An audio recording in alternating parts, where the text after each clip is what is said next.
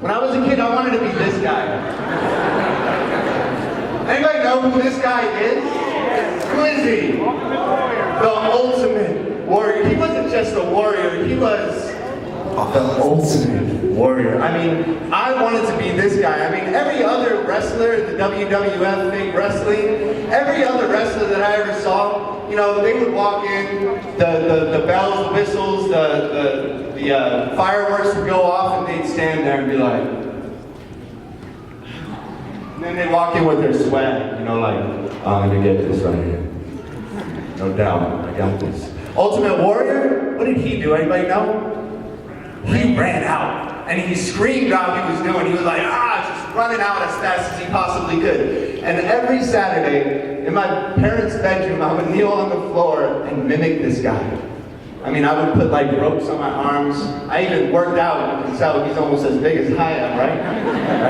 And I would mimic this guy, the Ultimate Warrior. I wanted to be this man. And I grew up with 3 older brothers as well. And if you have siblings, you know how it gets inside of the household, particularly when you're young and you're temperamental and you don't know how to be prudent about your actions. And I wanted to be this man. I had a temper. They also called me Bam Bam at one point in time because I would just go around fighting people just recklessly. We would get into like brotherly wars. Usually me and my brother Robbie would partner up, and my other brother Alex and Steven, they would partner up. And my brothers would look at me and I would just stand there and be like, "Hit me! Go!" Like, give it to me hard. They'd come up to me and like hit me and I'd be like, "More." Because I wanted to be this guy. Like, I'm not even joking about this. I was crazy. I didn't feel pain at this stage for some reason. They would hit me as hard as they could. I'd be like, like legitimate. It got kind of crazy too. We did kind of dangerous things. We set up barricades inside of our bedrooms. We had connecting bedrooms.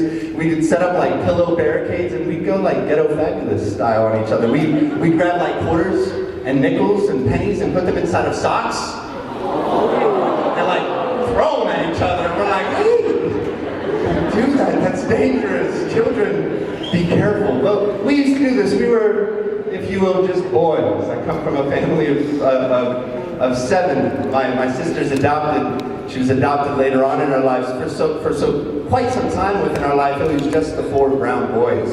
And we were always out on the street playing football. We were always in the backyard playing basketball. We were riding bikes. We were doing what boys do in the streets of South Florida. What can you say?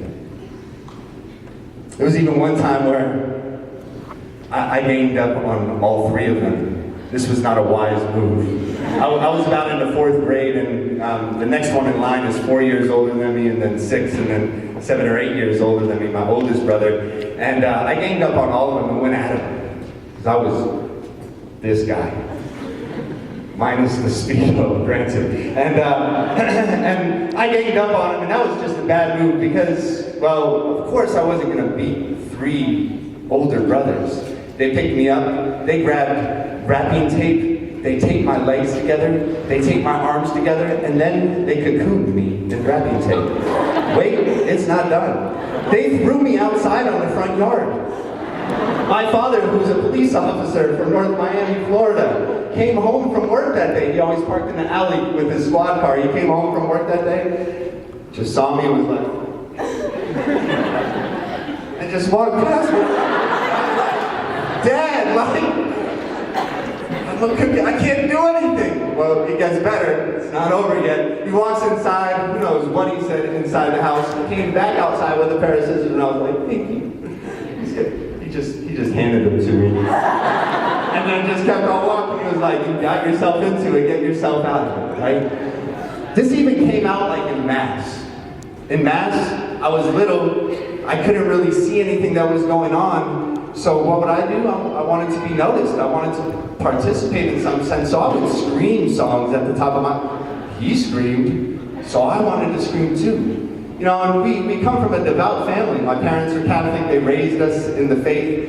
And essentially, a rock your world experience took place. I don't mean to ruin anybody's Super Bowl Sunday tomorrow, but maybe food for thoughts in some sense. My oldest brother, he was 19 years old. He was just starting college. His name was Robbie. And he was working at what you would say Smith's in Las Vegas. is Publix to South Florida, a grocery market essentially. He was working and we were having a Super Bowl party. And my parents kept on telling him, come home. And my brother told them, I didn't go to Mass yet. I'm gonna go. On his way to Mass that day, rather than coming home for the Super Bowl party, he was hit by a drunk driver and killed instantly. I don't tell you this story so that you can empathize with me. Pray for me. I'm a sinner too. The grieving process is never over with when you lose a loved one of yours. But listen to what I just said. He chose Mass over the Super Bowl. Would you choose Mass over a Super Bowl party? Praise God. Thank you for the yes, whoever that was.